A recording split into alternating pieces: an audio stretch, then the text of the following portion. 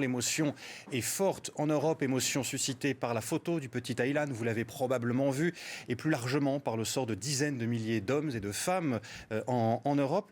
Ils ne sont pas les seuls concernés, ces pays européens. Bonsoir Olivier Ravanello. Bonsoir. Les pays arabes le sont également dans ce dossier, des pays qui n'accueillent pas de réfugiés.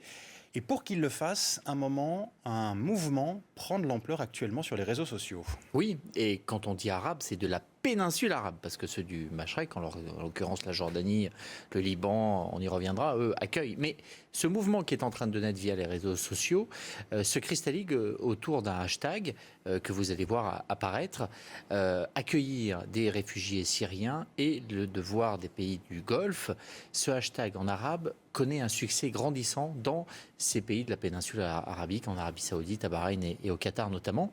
Dans ces pays où la démocratie est encore très illusoire et où il n'y a pas de véritable débat de société à l'intérieur, c'est sur les réseaux que cette idée est montée. Après tout, nous sommes, disent-ils, ces citoyens de ces pays, directement acteurs du conflit qui se passe en Syrie, puisque le Qatar, Bahreïn, l'Arabie Saoudite font partie de la coalition qui se battent contre Daesh, qui bombardent, qui envoient des armes, qui arment les milices jusqu'au plus radical.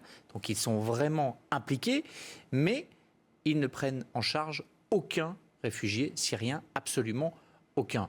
D'où ces tweets de plus en plus nombreux et qui commencent à cristalliser ce qui ressemble à un mouvement d'opinion. Voilà ce qu'on peut lire.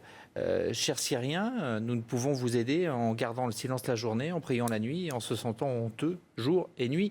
Il y en a comme cela des dizaines et des dizaines, on en a sélectionné quelques-uns. Pourquoi est-ce que le Golfe donne autant d'argent pour le Liban en réparation de guerre pour les chiites, en construction d'hôpital, et rien pour les Syriens?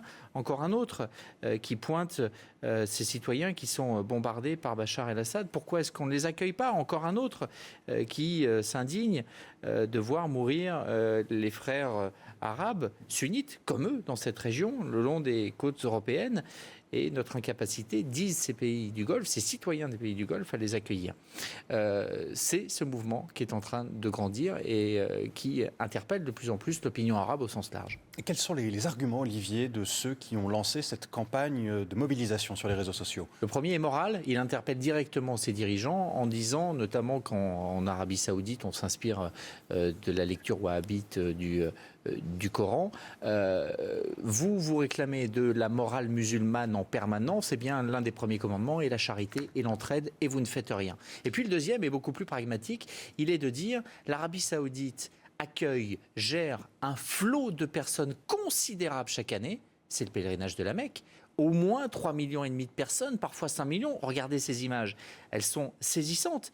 Et ce que disent ces internautes, c'est l'Arabie Saoudite a un savoir-faire, a du matériel, a des tentes, est capable d'improviser une ville entière en plein désert pour 3,5 millions de personnes. Ce savoir-faire, ce matériel, ces tentes, eh bien, pourquoi ne pas les utiliser aussi le reste de l'année pour des réfugiés, le temps que la guerre en Syrie se calme? Réponse des autorités en creux, puisqu'on voit qu'elles sont quand même très, très timides sur ce sujet. Nous donnons beaucoup d'argent aux pays frontaliers qui accueillent ces réfugiés. Regardez, on a redonné quelques chiffres aujourd'hui. Ce sont par exemple la Turquie, où ils sont près de 2 millions. La Turquie qu'on critique beaucoup, mais qui accueille près de 2 millions de réfugiés sur son sol. Plus d'1 million au Liban, minuscule Liban. Un quart de la population aujourd'hui sont des réfugiés syriens. La Jordanie aussi, et même l'Irak, qui est pourtant en guerre. Voilà le seul argument de ces monarchies. On donne de l'argent, on finance. Oui, mais ça n'est pas suffisant, semblent dire en ce moment leurs opinions.